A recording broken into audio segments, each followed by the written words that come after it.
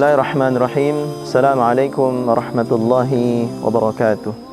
Alhamdulillah bi ni'matihi tatimmus shalihat wa bi fadlihi tatanazzalul khairat wal barakat wa bi tawfiqihi tatahaqqaqul maqasid wal ghayat. Asyhadu an la ilaha illallah wahdahu la syarika lah wa asyhadu anna Muhammadan abduhu wa rasuluh.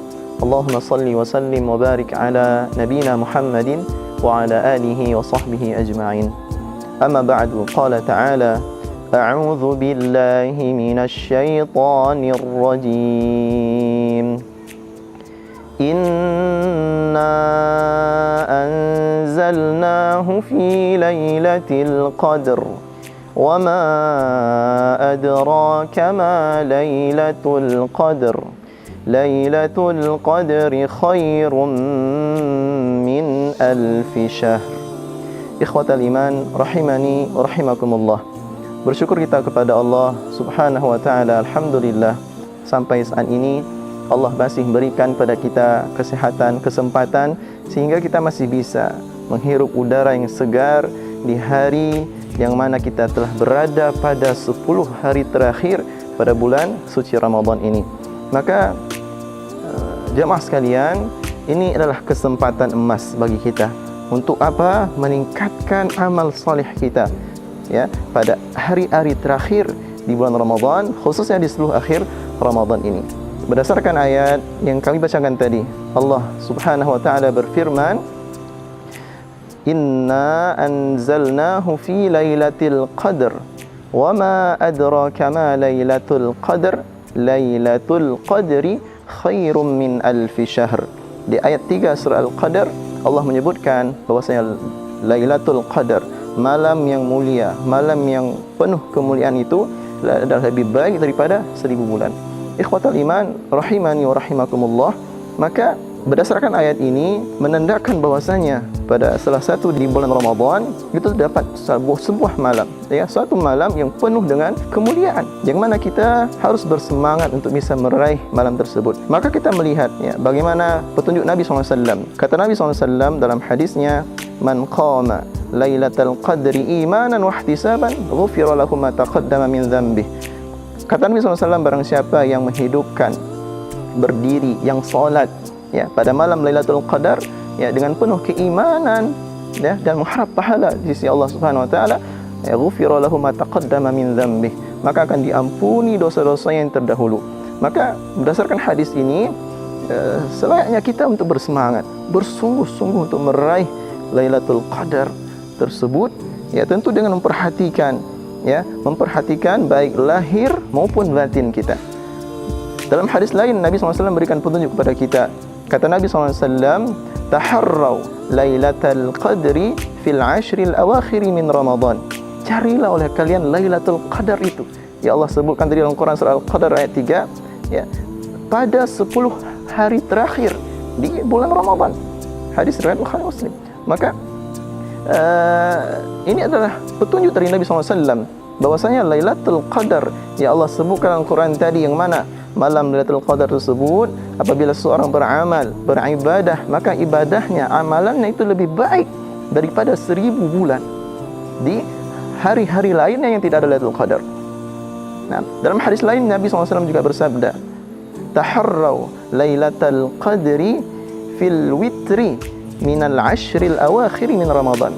Carilah, ya, Lailatul Qadar itu, ya, pada hari-hari ganjil di 10 hari terakhir pada bulan Ramadan. Maka ini kesempatan bagi kita, jemaah sekalian, untuk bersemangat. Untuk apa? Meraih Lailatul Qadar tersebut, yang mana malam Lailatul Qadar itu, kata Nabi SAW, pada salah satu dari malam ganjil di 10 akhir Ramadan. Makanya Aisyah radhiyallahu anha bertanya kepada Nabi SAW, "Ya Nabi, apabila kami mendapati malam Lailatul Qadar, apa yang sebaiknya yang bisa kami ucapkan pada malam itu?" Kata Nabi SAW, "Quli Allahumma innaka afuwun tuhibbul afwa fa'fu anni." Katakanlah, wahai Aisyah, ya Allah, sesungguhnya engkau maha memberi maaf, ya, tuhibbul afwa, dan suka memberi maaf, fa'fu anni, maka ampunilah aku, maafkanlah aku. Ya, ini merupakan tuntunan dari Nabi SAW agar kita memperbanyak doa ini. Allahumma inni Allahumma innaka afuwun tuhibbul afwa fa'fu anni. Khususnya di malam-malam 10 akhir di bulan Ramadan. Maka lihatlah semangat Nabi SAW pada 10 akhir Ramadan. Disebutkan dalam hadis, kana Rasulullah sallallahu alaihi wasallam yajtahidu fil ashril awakhir ma la yajtahidu fi ghairihi. Nabi SAW itu ya bersemangat, bersungguh-sungguh dalam ibadahnya pada 10 hari akhir Ramadan, itu melebihi dari kesungguhan beliau beribadah di luar 10 akhir Ramadan tersebut. Bahkan dalam hadis lain, Aisyah radhiyallahu anha menyebutkan, kana Nabi sallallahu alaihi wasallam idza dakhala al-ashr ya shadda mi'zarahu wa ahya lailahu wa ayqadha ahlahu. Nabi SAW apabila masuk 10 hari akhir ya di bulan Ramadan, maka beliau mengencangkan tali ikat pinggangnya. Kata para ulama, maknanya adalah menjauhi istri-istrinya dari berjima, yang mana beliau disibukkan beribadah. Karena berjima di malam bulan Ramadan itu dibolehkan. Ya, namun Nabi meninggalkan itu untuk apa? Memperbanyak ibadah pada malam tersebut. Ya, beliau menghidupkan malamnya. Ya, wa ayqadha ahlahu. Bahkan beliau membangunkan keluarganya, istri-istrinya untuk apa? Beribadah. Maka ikhwatal iman rahimani wa rahimakumullah, sepatutnya kita meneladani Rasulullah SAW, mencontoh beliau, mengikuti jejak-jejaknya. Beliau begitu sungguh-sungguh beramal pada 10 hari akhir Ramadan tersebut. Maka yang menjadi catatannya bagi kita jamaah sekalian adalah bagaimana kita bisa mempersiapkan diri kita, baik secara batin maupun lahir. Secara batin, hati ini harus sudah terlatih dengan baik ya, semenjak puasa pertama sampai 20 kemarin. Ya, harus terlatih dengan baik akan amal ibadah yang kita kerjakan itu murni ya, hanya mengharap ridha Allah Subhanahu wa ta'ala semata. Tidak ada riya, tidak ada takabur, tidak ada penyakit-penyakit hati. Bahkan yang harus atau menjadi catatan penting bagi kita, tidak ada kesyirikan sedikit pun ya dalam setiap amal ibadah kita. Ini perkara batin.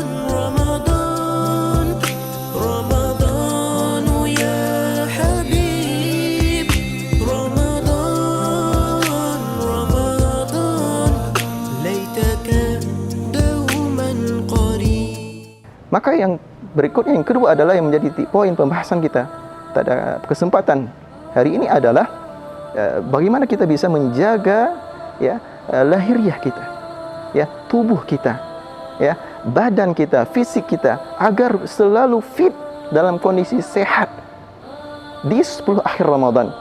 Supaya apa? Supaya kita bisa meningkatkan semangat dan kita bisa memaksimalkan semaksimal mungkin amal ibadah yang bisa kita lakukan pada 10 akhir Ramadan, dengan melihat, mencontoh Nabi SAW yang begitu bersemangat mengajak istri-istrinya untuk beribadah di 10 akhir Ramadan tersebut. Maka kita harusnya demikian juga. Maka penting untuk menjaga tubuh kita ini agar selalu fit dalam menjalankan amal ibadah di 10 hari terakhir Ramadan. Maka ada tips-tips yang bisa kita amalkan, yang bisa kita jalankan selama hari-hari di 10 hari terakhir Ramadan ini untuk terus bisa menjaga tubuh kita ini agar selalu dalam keadaan sehat dan fit. Yang pertama adalah hendaknya kita tidak meninggalkan makan sahur. Ini catatan penting. Jangan meninggalkan makan sahur. Jangan terlalu egois dengan kemampuan yang kita punya.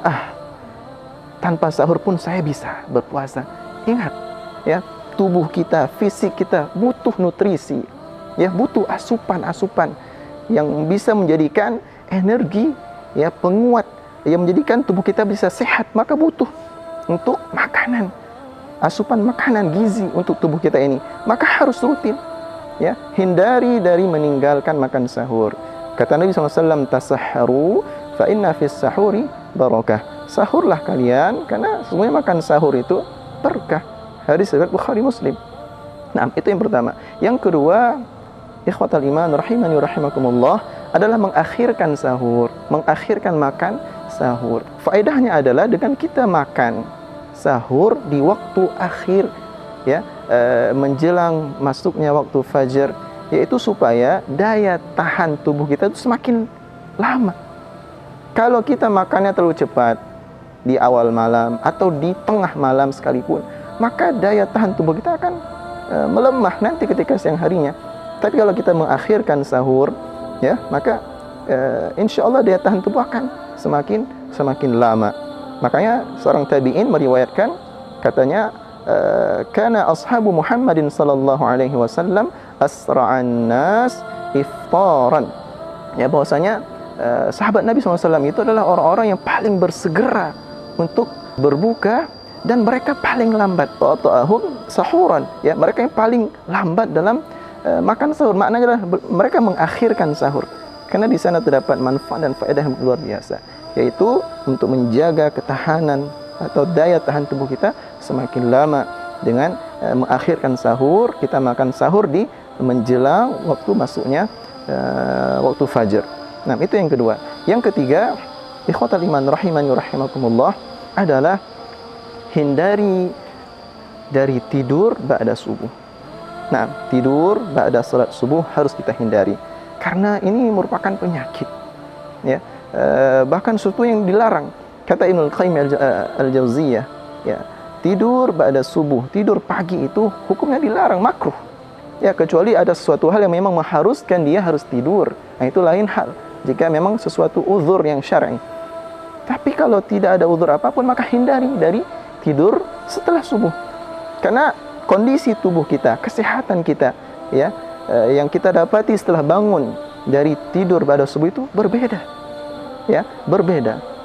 Justru akan semakin kesehatan kita akan semakin menurun. Ya, bisa dirasakan sendiri.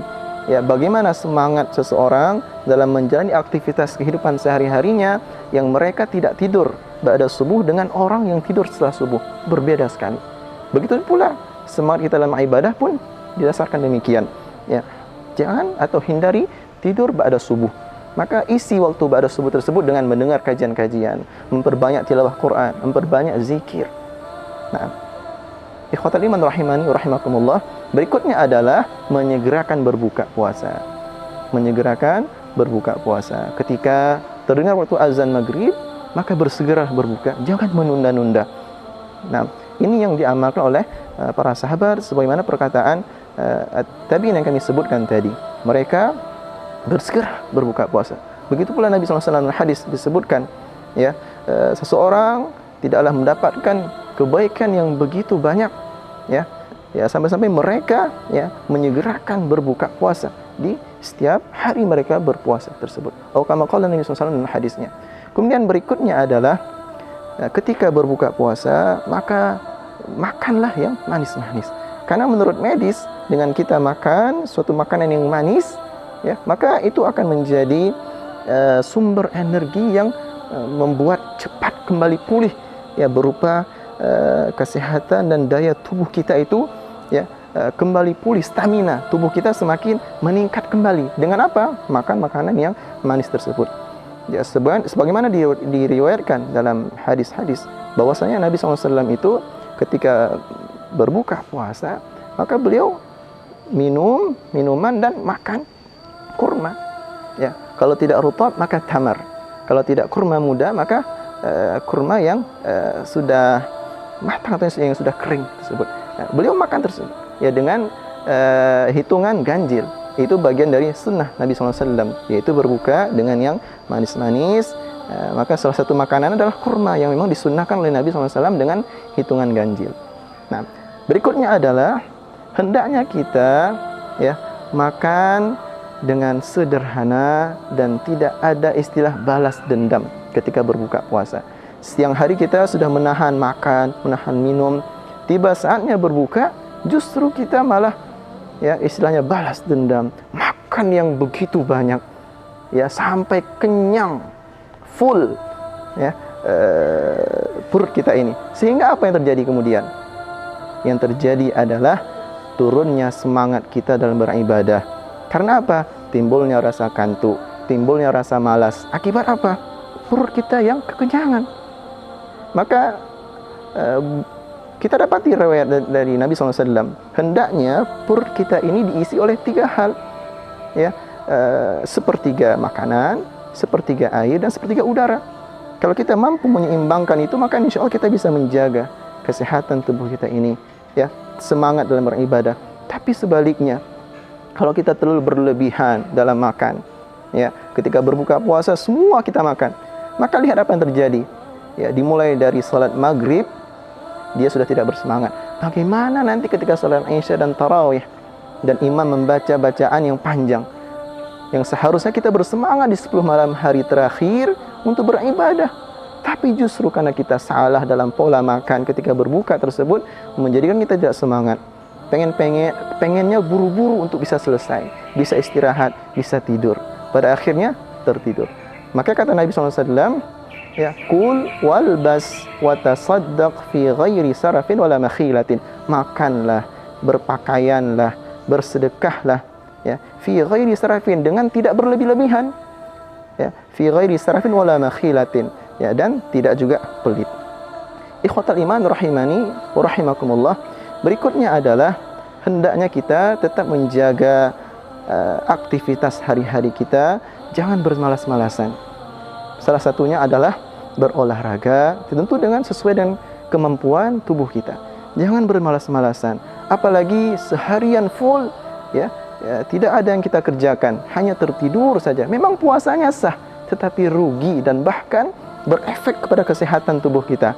Ya, maka kalau ingin tubuh kita ini selalu fit, khususnya di 10 akhir Ramadan, maka harus dirutinkan, ya, kegiatan-kegiatan kecil atau olahraga-olahraga kecil yang menjadikan tubuh kita ini bisa kembali bersemangat, ya, mempunyai kekuatan daya tahan lama ketika kita beribadah di malam harinya. Berikutnya adalah yang merupakan sunnah Nabi SAW, hendaknya kita cukup tidur. Dalam arti di sini adalah istirahat, ya, istirahat yang cukup, tidur yang cukup. Ini merupakan suatu tips yang untuk bisa menjaga tubuh kita agar selalu fit. Maka ada sunnah Nabi SAW, yaitu berupa qailulah, tidur siang. Kata Nabi SAW dalam hadis, qailu fa inna syayatina la taqil. Tidur sianglah kalian, ya, karena sesungguhnya syaitan itu tidak tidur siang, tidak menyukai tidur siang tersebut. Nah, ini sunnah Nabi SAW. Adapun qailullah itu, tidur siang itu afdolnya adalah kalau tidak waktunya sebelum zuhur, maka ba'da zuhur. Nah, dan yang terakhir, hendaknya kita menahan emosi, menahan hawa nafsu kita. Karena sifat emosi, amarah ini bisa menguras, ya, tenaga, energi dalam tubuh kita ini. Semakin seseorang menampakkan amarahnya, menampakkan emosinya, ya, maka akan semakin berpengaruh pada kesehatan jiwa kita. Maka jaga, ya. Makanya disebut dalam hadis as-siyamu jundun, ya, puasa itu adalah benteng yang membentengi kita dari apa?